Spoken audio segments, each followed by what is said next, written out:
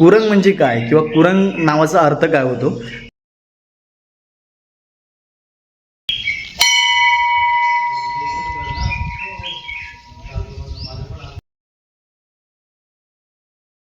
आपल्याला आई कुरंगादेवीच्या मंदिरामध्ये आपल्या पूर्वजांना म्हणजे आपल्या कदम घराण्यातील कुळाला इथे या ठिकाणी जागा देण्यात आली आहे गाभाऱ्यामध्ये. या ठिकाणी आपल्याला शिलालेख पाहायला भेटतोय. हा शिलालेख आता अस्पष्ट आहे, यावरची माहिती वाचणं फार कठीण आहे. या शिंगाच्या बाजूला आपल्याला काही एक देवस्थान इथे पाहायला भेटतं. सो ती काही राखीव जागा आहे.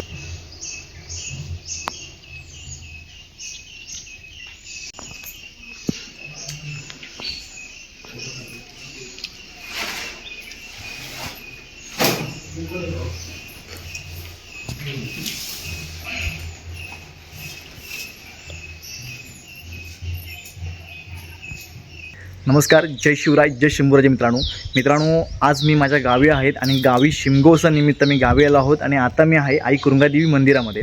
आई कुरंगादेवी मंदिराच्या मी आता बाहेरच्या परिसरामध्ये आहे. आता आपण मुख्य गाभाऱ्यामध्ये जाणार आहोत. मुख्य गाभाऱ्यामध्ये आपल्याला कोणकोणते देवस्थान पाहायला भेटणार आहेत, कोणकोणत्या देवी देवतांचे दर्शन घ्यायला भेटणार आहे, ते आपण आता पुढे जाऊन पाहूया. मंदिरामध्ये जाऊया आता. त्यानंतर आपण कुरंग गावच्या बद्दलचा जो काही नावाबद्दलचा इतिहासाचा जो उलगडा आहे तो आजच्या व्हिडिओमधून आपण करणार आहोत. तर आपण आता गाभाऱ्याच्या दिशेने चाललो आहोत.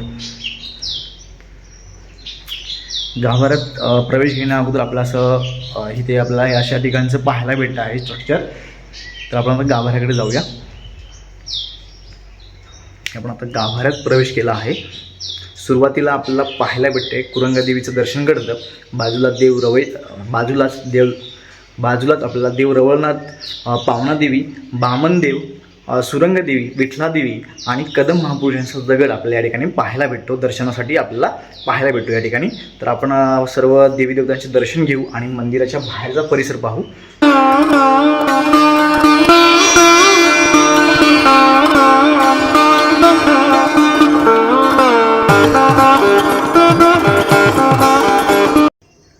मी अनेक देवस्थानांना भेट दिली, मंदिरांना भेट दिली. तर त्या ठिकाणी तिथल्या मूळ गावच्या पूर्वजांचं स्थान कुठल्याही गाभाऱ्यामध्ये नाही आहे. पण आपण आपल्या कुरंगादेवीच्या मंदिरामध्ये आपण इथे आपल्याला कदम महापुरुषांचा देवस्थान इथे पाहायला भेटते. त्यांचीच देवीप्रमाणेच पूजा केली जाते. तर ते आपल्याला अशी एक माहिती आहे. आणि कुठल्याही मंदिरामध्ये थोडक्यात सांगायचं झालं म्हणजे कुठल्याही मंदिरामध्ये पूर्वजांना किंवा तिथल्या स्थायिक पूर्वजांना कुठल्याही मंदिरामध्ये जागा देण्यात नाही आल्या. पण आपल्याला आई कुरंगादेवीच्या मंदिरामध्ये आपल्या पूर्वजांना म्हणजे आपल्या कदम घराण्यातील कुळाला इथे या ठिकाणी जागा देण्यात आल्या आहे गाभाऱ्यामध्ये. आणि त्यानंतर इथे एक आपल्याला काही माझ्या मनामध्ये एक आख्यायिका तयार झाली आपल्या गावाबद्दलच्या किंवा गावाच्या नावाबद्दलची. तर ती आख्यायिका मी सांगतो तुम्हाला. कुरंग म्हणजे काय किंवा कुरंग नावाचा अर्थ काय होतो? तर मित्रांनो, कुरंग ही हरणाची एक जात आहे. खूप दुर्मिळ जात आहे.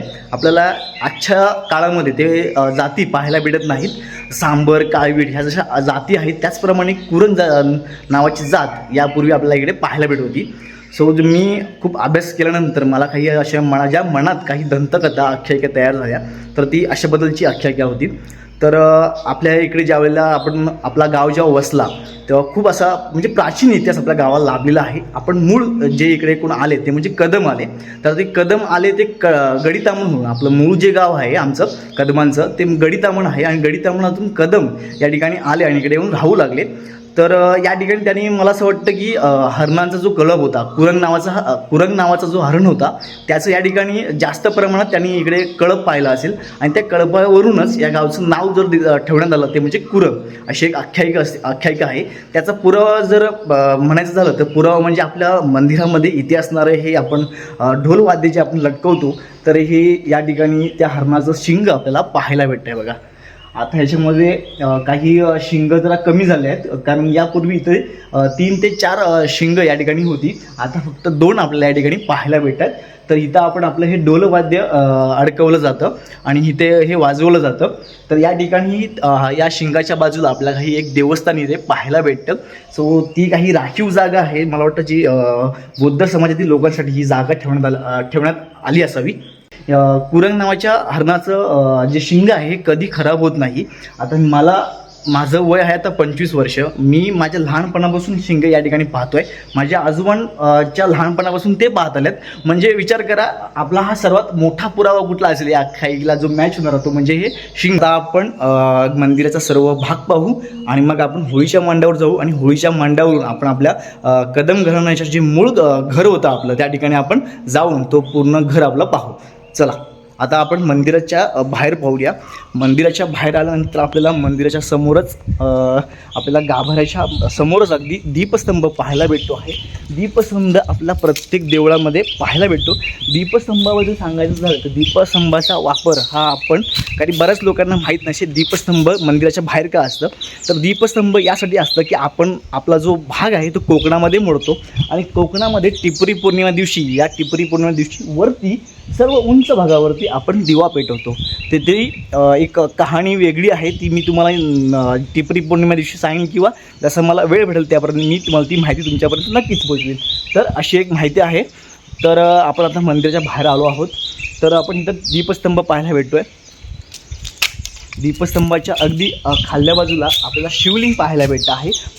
खूप प्राचीन असं शिवलिंग आहे. बाजूलाच काही देवस्थान आहे. तिथे तुळशी वृंदावन आपल्याला या ठिकाणी पाहायला भेटतं आहे. हे जे आहे तुळशी वृंदावन आहे आणि बाजूच्या साईडला आपल्याला पूर्ण मंदिराचा सुंदर असा परिसर निहाळता येतो, पाहता येतो. मस्त अशी राई आहे इकडे. खूप अशा वेगळ्या जातीच्या इथं झाडं आपल्याला पाहायला भेटतात आणि खूप जुनी झाडं आहेत ती. त्यांचे मोठे मोठे असे खोड आहेत आपल्याला या ठिकाणी पाहायला भेटतात. बघा जी आहेत खूप जुनी झाडं आहेत ती. हे आपण आता मंदिराच्या बाहेर आलो. आपण दीपस्तंभ पाहिला आणि या ठिकाणी आपल्याला शिलालेख पाहायला भेटतो आहे. हा शिलालेख आता अस्पष्ट आहे, यावरची माहिती वाचणं फार कठीण आहे. पण या संदर्भाची माहिती जर मला कुठे भेटली तर मी नक्कीच तुमच्यापर्यंत पोहोचवण्याचा प्रयत्न करीन. ही जर व्यवस्थित साफ केली आणि आपण जर ठेवली तर यावरचं नक्कीच शिल्प आपल्या पुढच्या पिढीला पाहायला भेटेल. असे बरेचसे असे शिलालेख आपल्याला मंदिराच्या परिसरात पाहायला भेटतील. आता ते काळाच्या ओघामध्ये कुठे ते गडूप झाले असतील, पण मी माझ्या लहानपणामध्ये हे सर्व पाहिलं होतं आणि त्याची मला माहिती होती, त्यामुळे मी स्पष्टपणे ते सांगू शकतो. तर या परिसरामध्ये पण इथे काही अशी देवस्थानं होती, काही शिलालेख वगैरे असे काही ना काही मूर्त्या इकडे होत्या. सो आत्ता भेटणं फार कठीण आहे, कारण मंदिर असा जीर्णोद्धार झाला त्यावेळेला खूप सामानाची इकडे हलवाहलवी झाली, तर त्यामध्ये ते कुठेतरी गायब झालं असावं. पण या ठिकाणी काही अशी देवस्थानं होती हे मला आठवतं आहे.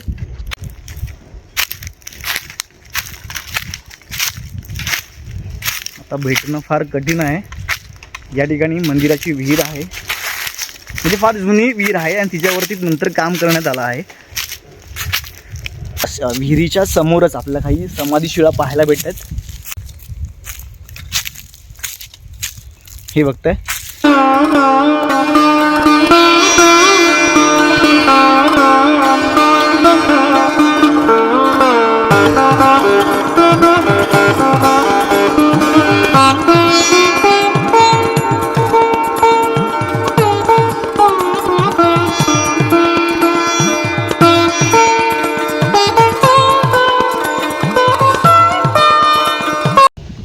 या ठिकाणी या पूर्ण परिसरामध्ये ज्यावेळेला हे मंदिर उभारण्यात आलं त्यावेळेला जी दगडं वापरली गेली, दगडांचा वापर झाला, जी काही शिल्लक दगडी होती ती आपल्याला या बाजूला पाहायला भेटतात.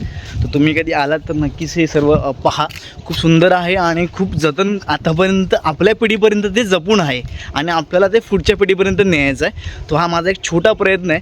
लाईक्स भले नाही द्या, सबस्क्राईब भले ना करा, पण हा व्हिडिओ जास्तीत जास्त लोकांपर्यंत शेअर करा, कारण ही जी माहिती आहे ना ही आपल्याला आपल्या पुढच्या येणाऱ्या पिढीसाठी आपल्याला ठेवून द्यायची आहे, त्यांच्यापर्यंत पोचवायची आहे. तो असा एक छोटा प्रयत्न आहे माझा.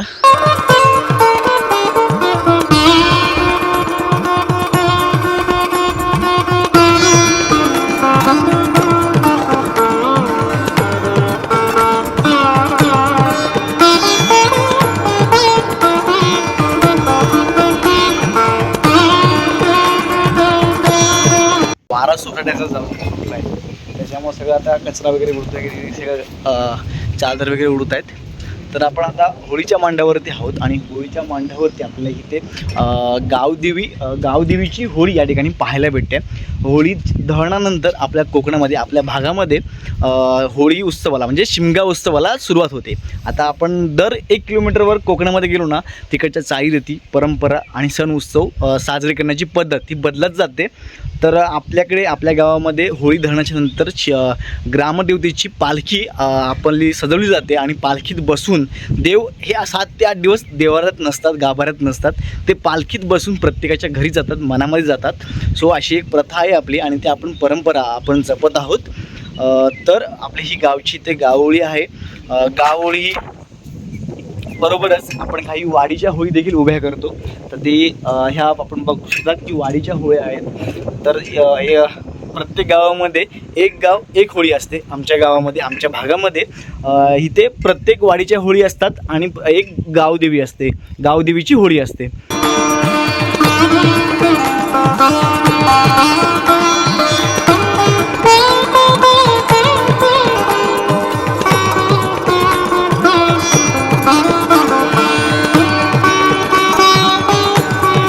तर आता आपण बसलो आहोत कदमांच्या मूळ घराच्या चौतऱ्यावरती. तर मी संपूर्ण चौतरा न्याहाळला, संपूर्ण नीट तो पाहिला. तर त्याच्यावरती मला आता कोणतीही सांकेतिक खुणा किंवा प्राचीन म्हणजे जुनी अशी कोणतीही खुणा किंवा असं काही पुरावा इथे मला काही सापडला नाही. तर ह्या चौथऱ्याबद्दलचं काही आपण आता काकांकडून विचारून घेऊया, काय पद्धतीचे म्हणजे कसं कदमांचं घर इकडे स्थायिक झालं, नंतर इकडून ते पुढे गेले, मग त्यांची वंशावळ कशी पुढे गेली, कशा वाडीचं म्हणजे एका घरापासून पूर्ण गाव असा तयार झाला, यापर्यंत काकांकडून जाणून घेऊया. आपले कदम महापुरुष म्हणजे ज्यावेळी याच्यावरून गोव्यावरनं आल्यानंतर गोव्याला गडतामावरनं ते महापुरुष आपल्या ह्या ठिकाणी आले. इथे त्याने म्हणजे त्यांचं हे मूळ घर आहे. इथे हा चौतारा जो आहे तो मुळाचाच आहे. इथे ह्या ठिकाणी ते राहिले आणि ह्यानंतर काही वर्षानंतर ते परत आमच्या चिरेघरात म्हणजे आमचं मोठं घर आहे त्या ठिकाणी आमच्या तिथे ते वास्तव्यात गेले. मग तिथून आमची अशी अनेक घरं म्हणजे भावंडाची एक साईडला होत ते अशी अनंक्य कदमवाडी म्हणून एक निर्माण झालेली आहे. ओके.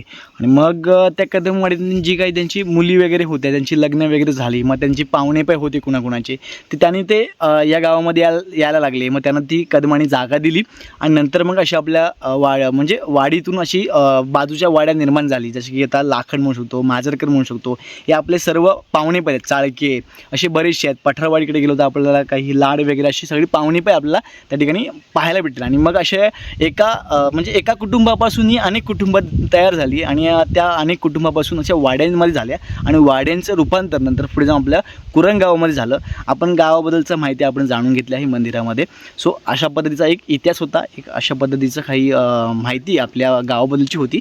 सो आजच्या व्हिडिओमधून आपण हे आता या सर्व गोष्टींचा उलगडा केला आहे.